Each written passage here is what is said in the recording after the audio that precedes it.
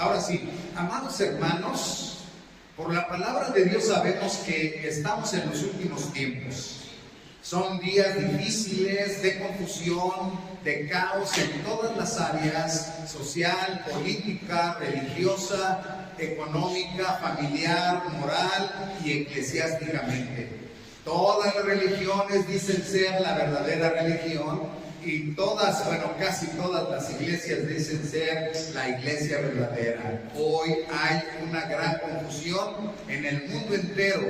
Ante eso uno se pregunta, bueno, ¿cuál es la iglesia verdadera? ¿Cuál es la iglesia de Dios? Precisamente nuestro tema de este simposio es y ha sido la iglesia verdadera, y de una manera, pues yo creo que muy para hacernos entender las características esenciales de la iglesia verdadera. Y cuando decimos esenciales quiere decir que si faltaran estas características simplemente no sería la iglesia verdadera. Por eso es esencial y por eso es hermoso que conozcamos, para poder entre tanta confusión y caos tener seguridad y paz en cuanto a quién es o qué es la iglesia verdadera de Dios. Creo que si tenemos por ahí Hechos 2:41, 44 al 47, lo vamos a tener aquí, así que para que no nos gane el tiempo hoy, ayúdenme, dice, ayúdenme, así que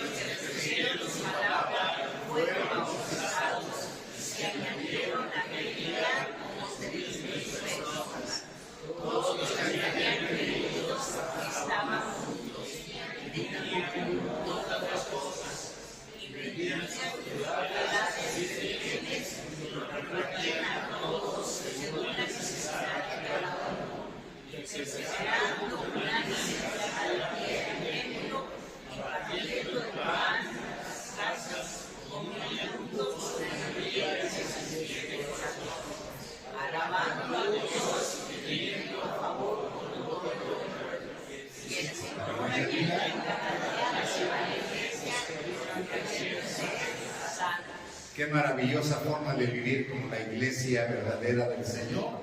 Creo que los que estamos aquí ya sabemos que la palabra iglesia significa los llamados fuera del mundo para congregarse. Así que la iglesia es la congregación de los salvos por Jesucristo que han recibido el Espíritu Santo. La iglesia es la congregación de los salvos por Jesucristo que han recibido el Espíritu Santo. Pero estábamos diciendo que hoy por hoy todas las religiones dicen ser la iglesia verdadera, y por eso estas características esenciales es muy importante tenerlas en consideración. Vamos, para que este es solo un resumen, creo que ya vieron estas características. La primera era: la iglesia verdadera es cristiana. La iglesia verdadera es cristiana. Como que no los oí. La iglesia verdadera es cristiana. Entonces es cristiana porque Cristo la construye. Usted se recuerda que Cristo dijo: yo edificaré. La iglesia es cristiana porque Cristo la construye. Así que Cristo es el que forma, construye, edifica su iglesia. Jesús es el Cristo, el ungido de Dios para construir la verdadera casa de Dios. Nosotros oímos la palabra Cristo, pero tenemos que entender que la palabra Cristo, que significa ungido, quiere decir la persona que ha sido nombrada y capacitada para un oficio o un ministerio. En podemos entender que Jesús, el Cristo, es la persona nombrada y capacitada para construir la verdadera casa de Dios, o sea, la iglesia del Dios vivo. Así que Cristo es el que construye la iglesia de Dios, la iglesia verdadera. Fíjese usted que en Primera de Crónicas 17:12, si está por aquí, me ayuda a leer, dice así. ¿No está? Bueno, ok, vamos a dejarlo. En Primera de Crónicas 17:12 está profetizado por el Padre Celestial acerca del Cristo y dice: Él me edificará casa y su trono será eternamente y para siempre. Fíjese cómo se habla de Cristo. Él vendría a edificar la verdadera casa de Dios, o sea, la iglesia de Dios, y su trono sería eternamente y para siempre. Así que el constructor de la iglesia verdadera es Cristo. Si está Mateo 16, para que podamos, usted me ayuda a leer, por favor. Si está ahí, dice así.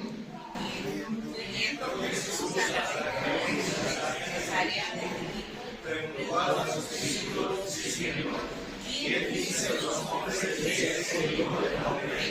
Ellos dijeron: Juan el Bautista, otros Elías y otros Jeremías o alguno de los profetas. Y él les dijo: ¿y vosotros quién decís que soy yo?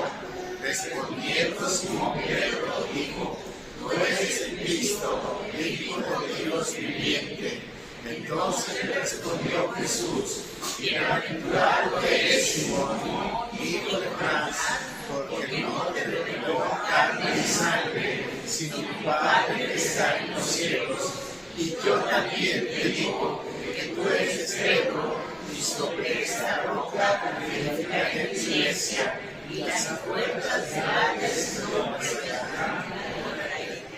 ¿Quién dicen los hombres que es Jesús? Unos dicen que es Juan Bautista, Elías, Jeremías o alguno de los profetas. Y dice: ¿y ustedes quién dicen que soy yo? Entonces Pedro respondió: tú eres el Cristo, el Hijo del Dios viviente. Entonces, aquí está declarando que Jesús es el Cristo, el ungido de Dios. Esto significa, Pedro le está diciendo a Jesús: tú eres el profeta de profetas, tú eres el último sumo sacerdote y tú eres el Rey eterno que fue prometido y profetizado por todos los profetas en el Antiguo Testamento. Pero además declara que Jesús es Dios Hijo encarnado. Es importantísimo no solamente pensar, bueno, creemos en Jesús, que es el Salvador, que nació de la Virgen María, pero tenemos que tener el concepto completo, porque sobre esa roca se va a edificar la iglesia. Entonces, por ejemplo, si alguien no cree que Jesús es Dios Hijo encarnado, tiene unos graves problemas, porque esta es la declaración que vino del cielo a Pedro para declarar que Jesús es el Cristo. Entonces, aquí podemos notar claramente que Jesús es el profeta de profetas, el último sacerdote y el Rey eterno, además Dios Hijo encarnado. Por eso, al leer la Biblia, y creo que ustedes la han leído bastante, se dan cuenta que en el Nuevo Testamento, fíjense bien lo que voy a decir, en el Nuevo Testamento, en la iglesia de Cristo o en la iglesia cristiana, no hay profetas, no hay sacerdotes, no hay reyes. Me refiero, no hay profetas al estilo Elías, Juan Bautista, no hay reyes, ya jamás se menciona reyes, y tampoco hay sacerdotes. ¿Por qué? Porque Jesús es la persona nombrada, escogida y capacitada para ser el profeta de profetas, para ser el último y eterno sumo sacerdote y para ser el Rey eterno por siempre y para siempre. A su nombre, gloria a Jesucristo. ¿No? Entonces, claro que podemos entender ahora, Él es el que dice: yo edificaré. Fíjese, Él está tomando la prerrogativa para Él personal, dice: yo edificaré mi iglesia. Entonces, ¿quién es el constructor de la iglesia verdadera? Cristo, ¿no? Cristo. La iglesia verdadera es cristiana. En segundo lugar, porque pertenece a Cristo. Diga: porque pertenece a Cristo. ¿A quién pertenece la iglesia verdadera? A Cristo. ¿Y por qué es de Cristo? Porque Él la construye, ¿verdad? Primero, porque Él la construye. Yo edificaré. Pero luego también entendemos que es de Cristo porque Él mismo dice: yo edificaré mi iglesia. O sea, es mi iglesia. ¿Y qué hace Cristo además de construirla? ¿Qué hace Cristo? Que la compró la compró, pagó el precio para hacerla suya, y el precio fue su vida misma. Cristo compró su iglesia con su preciosa y poderosa sangre. ¿No es lo que dice la Escritura? Ayúdenme, Hechos 20:28. Dice así: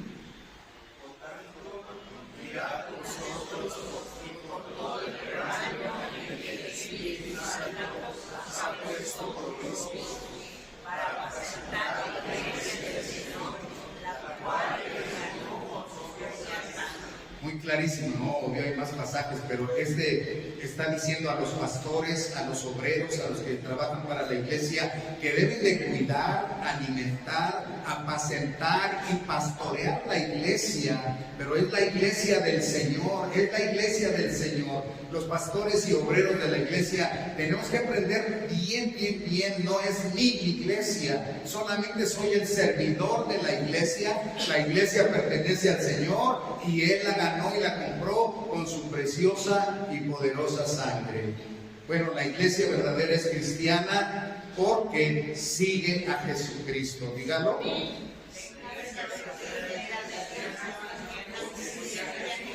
Se recuerda que Jesucristo hizo el llamado: si alguno, y lo sigue haciendo, si alguno quiere venir en pos de mí, niéguese a sí mismo, tome su cruz.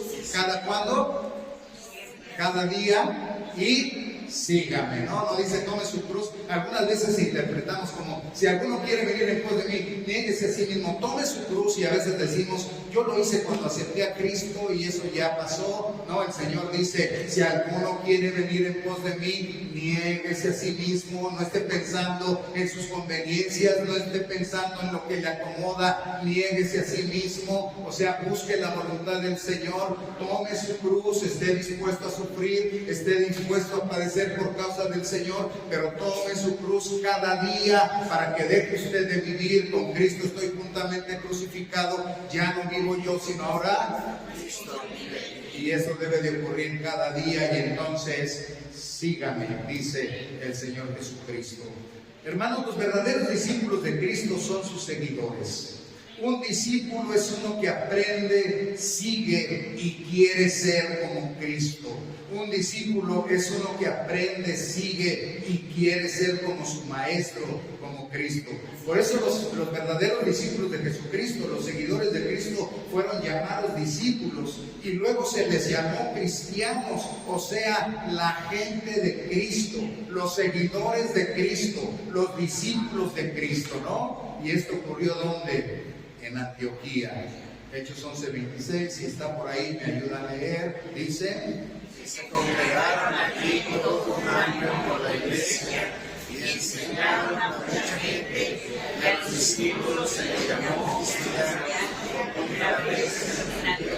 ¿Cómo se les llamó a los discípulos? Cristianos, seguidores de Cristo.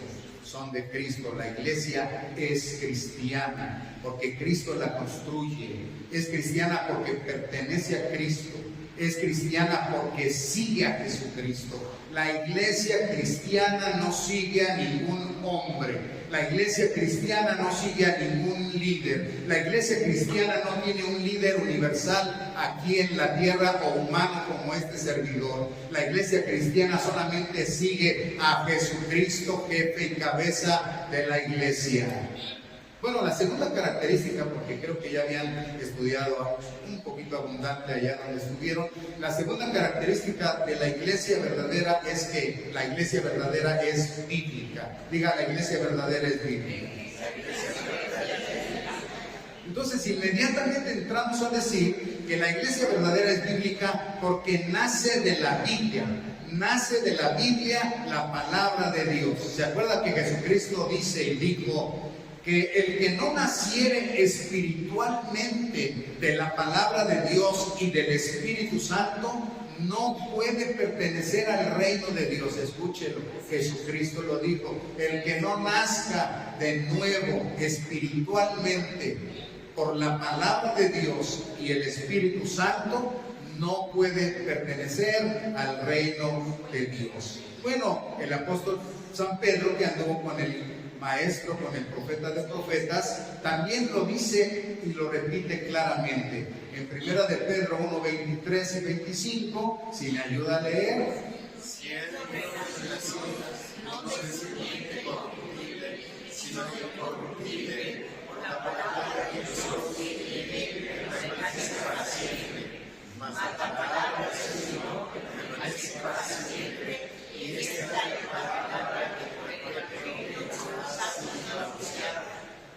Mire, dice que somos nacidos de nuevo, no por padres terrenos, ni por el poder de algún ser humano, dice, sino por el poder de la bendita palabra de Dios que vive y permanece para siempre. Cuando por las buenas noticias de salvación es anunciada la muerte y la resurrección de Cristo como el pago de nuestra salvación, como el medio de darnos vida nueva juntamente con Cristo, es así por la palabra de Dios y la obra del Espíritu Santo, al unirnos a Jesucristo, que recibimos esa nueva vida. Así que el Espíritu Santo toca al pecador donde esté, cuando oye el Evangelio, le hace recibir a Cristo como Salvador, le da un nuevo nacimiento y entonces lo añade a la iglesia verdadera. Así que ser añadidos a la iglesia verdadera no es porque yo tome una decisión y diga yo quiero ser parte de la iglesia, sino que tiene que haber un nuevo nacimiento,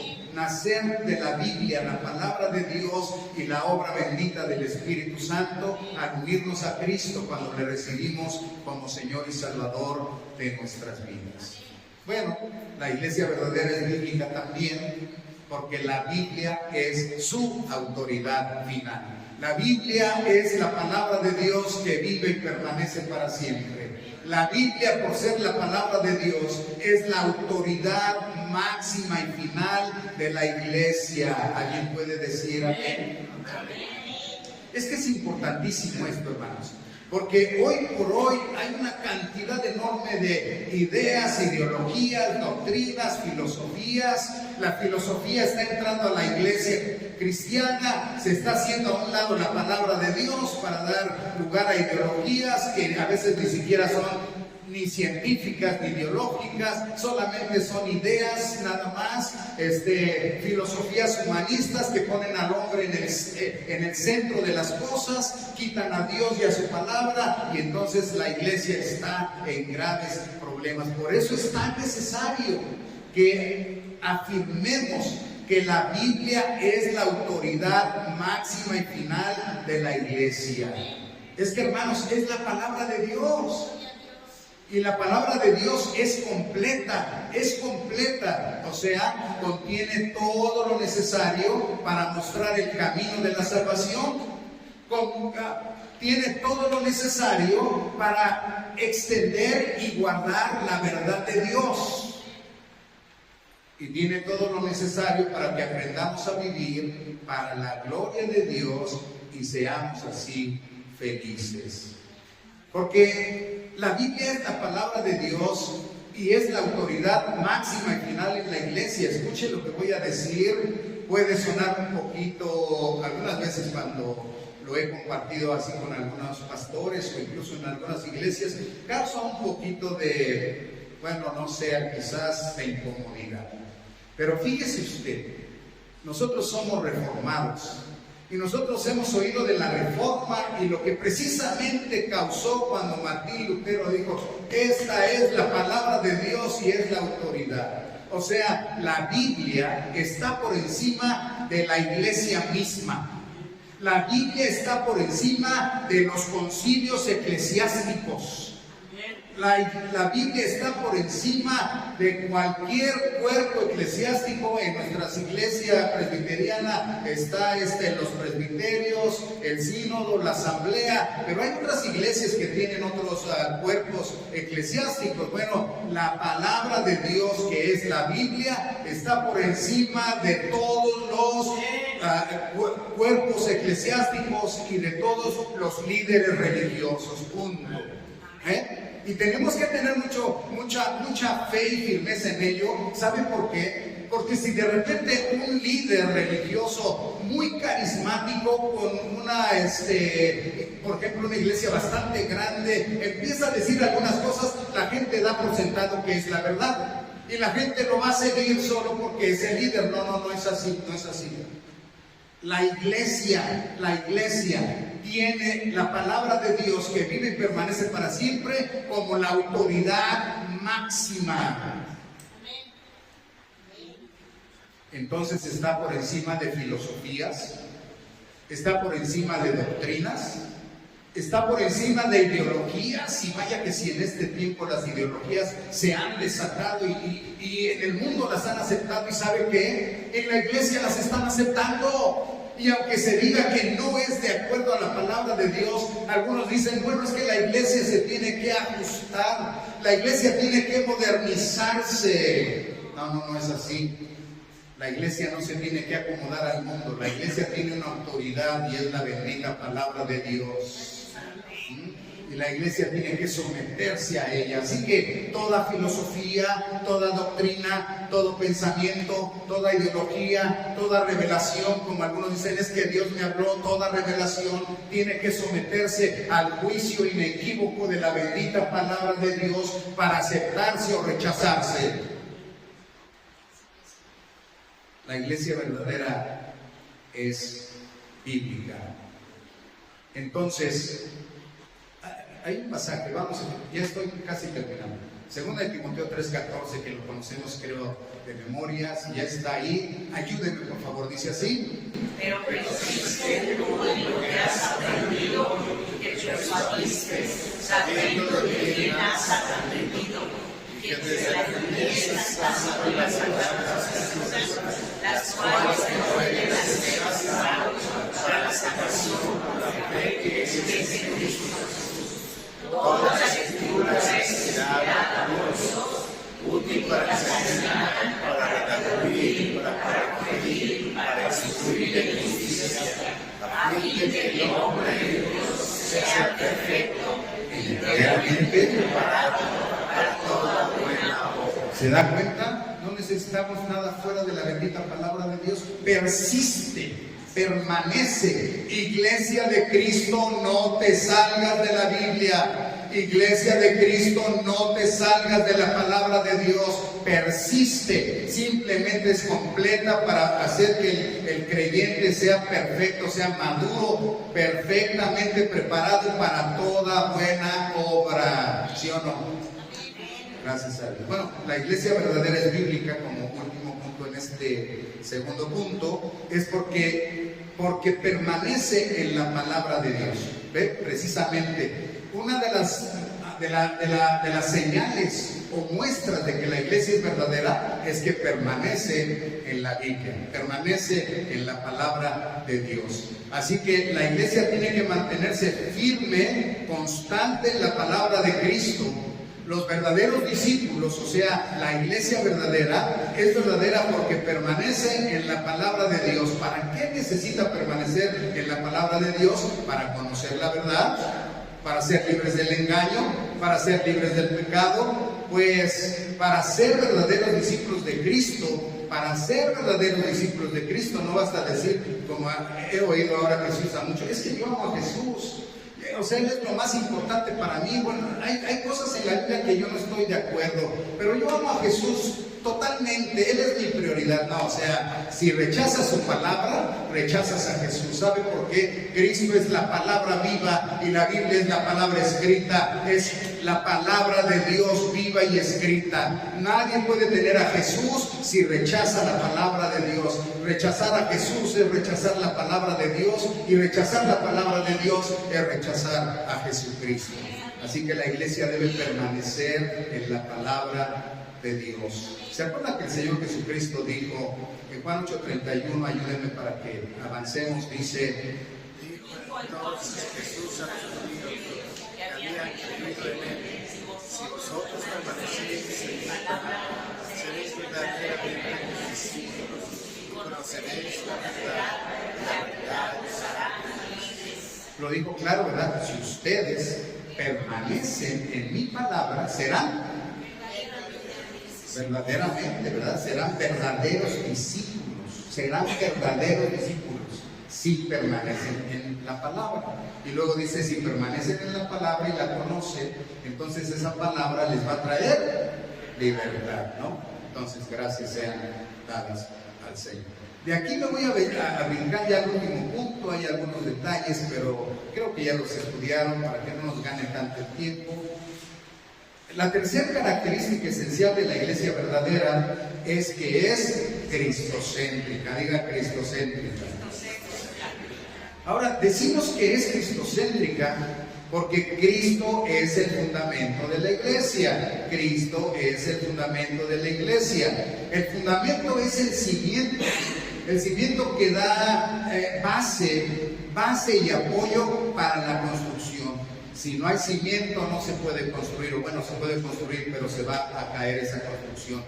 El cimiento da base y apoyo para levantar la construcción. El fundamento de la iglesia es Cristo mismo. Cristo mismo. Entonces, si nos ayudan con 1 Corintios 3:11, dice así: Porque nadie puede poner otro fundamento que el que está puesto, el cual es Cristo. Nadie puede poner otro fundamento que el que está puesto, es Jesucristo. Fíjese bien en la historia de la humanidad, algunas iglesias han tenido a alguien como su fundamento. Y dicen, es que nuestro líder, ya sea como haya empezado ese grupo religioso, algunos dicen se le apareció el Señor. La cosa es que a muchos grupos o líderes de los grupos se les apareció el Señor. A muchos de ellos Dios les habló directamente, y ellos constituyen el fundamento de su iglesia. La iglesia de Cristo solamente tiene un fundamento y es Cristo Jesús. Nadie puede poner otro fundamento sino el que ya está puesto y es Jesucristo. Así que Cristo es el fundador de la iglesia, como habíamos visto antes, pero también es el fundamento donde la iglesia será construida. Él es la roca donde la iglesia será construida. Él es la roca donde la iglesia será edificada. Él es la piedra principal. La Biblia lo llama la piedra angular, que da sostenimiento y rectitud a la iglesia. Sobre esta roca, dice el Señor, edificaré mi iglesia. ¿Y cuál es esa roca? Precisamente que Jesús, fíjese bien, lo voy a decir sencillo. ¿Cómo podemos saber que la iglesia es verdadera hablando de que es cristocéntrica? Pues que Cristo es el fundamento de la iglesia, que la iglesia está fundada sobre Cristo. Y entonces tenemos que entender, porque en América la mayoría de las iglesias cree en Jesucristo, pero ahora vamos a ver qué es lo que significa cristocéntrico. Quiere decir que la iglesia cree que Jesús, escuche, Jesús es el hombre perfecto, santo y sin pecado. Ha oído que algunos dicen, bueno, pues Jesús cometió algunos pecados, o qué aberración satánica. Y hay que tener cuidado. Jesús es el hombre perfecto, santo y sin pecado. Pero además Jesús es Dios Hijo encarnado, verdadero Dios y verdadero hombre. Pero también Jesús es el Cristo. Tú eres el Cristo, significa tú eres el profeta de profetas, tú eres el sumo sacerdote y tú eres el Rey eterno. Entonces, sobre esa roca, y finalmente me faltó un puntito, que es que solo Él es el único Salvador del mundo. Sobre esa verdad, sobre Cristo mismo, en ese entendimiento, es que la iglesia es fundada y es edificada. Bueno, la iglesia cristiana, la iglesia verdadera es cristocéntrica. La iglesia verdadera es cristocéntrica porque Cristo es cabeza de la iglesia. Usted conoce que en nuestros días, no solamente en América, pero usted puede irse a Europa, puede irse al África, a diferentes lugares del mundo, y usted va a conocer diferentes iglesias. Es curioso que la gran mayoría de las religiones tienen un líder terreno le pueden llamar sacerdote, le pueden llamar obispo universal, le pueden llamar profeta, le pueden llamar apóstol o cualquier otro nombre. Pero la mayoría, yo diría el 99%, para no decir el 100%, tienen un líder terreno. Tanto que lo que él diga se va a obedecer y se va a seguir, y por ello mismo han ocurrido tantas abusos y tantas desgracias, porque han hecho de una persona común y corriente, humana, pecadora como un servidor, han hecho la cabeza de su iglesia. Pero en la iglesia verdadera es cristocéntrica, porque Cristo es cabeza de la iglesia. Cuando decimos que Cristo es cabeza de la iglesia, significa que Cristo es el origen de la iglesia. Significa también que Cristo es el jefe soberano de la iglesia. Significa que Cristo es el dueño y señor de la iglesia. Esto significa que la iglesia entonces es el cuerpo de Cristo, y que de Cristo la cabeza recibe la vida, el poder, el movimiento y la unidad. ¡Qué maravilloso! La iglesia de Cristo no tiene un líder humano aquí común y corriente. El único obispo universal de la iglesia es Cristo Jesús, que es jefe y cabeza de la misma. Así que esto nos hace entender que la iglesia no es una organización muerta. Debemos tener mucho cuidado con esto, hermanos. Algunas veces la iglesia se ha centrado mucho en la organización. No está mal, pero la iglesia no es una organización. La iglesia se organiza para ministrar, pero la iglesia no es una organización. Y muchas veces ser una organización ha tomado la prioridad, tanto que la iglesia se maneja como si fuera una empresa, como una organización muerta. Hermanos, la iglesia no es una organización, la iglesia es el bendito cuerpo de Cristo. O sea, es un organismo vivo, y la unidad de la iglesia está en Cristo mismo, porque Él es nuestra cabeza. Usted sabe este texto de memoria que dice que Cristo es cabeza de la iglesia, la cual es su cuerpo y Él es su Salvador. Ahora vamos a decirlo: Cristo es cabeza de la iglesia, la cual es su cuerpo y Él es su Salvador, ¿no? Entonces, clarísimo. Por eso el último comentario aquí es que la iglesia verdadera es cristocéntrica, precisamente porque Cristo es el Salvador de la iglesia. Y lo dice la Biblia, ¿no? Claramente, Cristo es cabeza de la iglesia, la cual es su cuerpo, y Él es su Salvador. Es precisamente, hermanos, escuche, es precisamente por medio de la salvación que somos incorporados a la iglesia. No es mi deseo que yo quiero ser parte de la iglesia, no, es el Señor que me salva y me incorpora a la iglesia. Por supuesto que después habrá un discipulado y habrá algunas enseñanzas y se hablará de membresía, pero eso tiene que ver más con discipulado. Pero para entrar a la iglesia de Cristo, el cuerpo de Cristo, lo único que se necesita es que Jesús sea el Salvador de la persona, ¿no? Así es. Entonces, no estoy menospreciando la membresía o el discipulado. El discipulado es lo que continúa después de la salvación y hay que crecer a la imagen de Jesucristo. Pero estamos hablando ahorita solo la iglesia es cristocéntrica, porque Cristo es el Salvador de la iglesia y por medio de la salvación somos incorporados a la iglesia. Por eso la iglesia es la congregación de los salvos que han recibido el Espíritu Santo. Por eso, si hay alguien aquí que no ha recibido a Cristo como Salvador, es tiempo de aceptar a Cristo. Tú ya has oído el Evangelio, quizás no había llegado un momento y quizás este momento el Señor lo está usando para despertar tu conciencia, tu corazón. Quizá el Espíritu Santo te está tocando en esta hora y te está diciendo: es la hora para que recibas a Jesucristo como Salvador. Tú sabes que murió en la cruz para morir tomando tu lugar, llevar tus pecados, sufrir tu castigo, y si lo recibes por la fe, por su muerte y su resurrección, tú recibes perdón de pecados, vida nueva, vida eterna, y hoy mismo eres parte de la iglesia de Cristo Jesús. ¿Habrá alguien que quiera recibir a Cristo como su Salvador? Ahí donde estás, dile al Señor: Señor, ven a mi corazón. Señor, creo que tú eres el Salvador de mi vida y el Espíritu Santo está obrando en ti.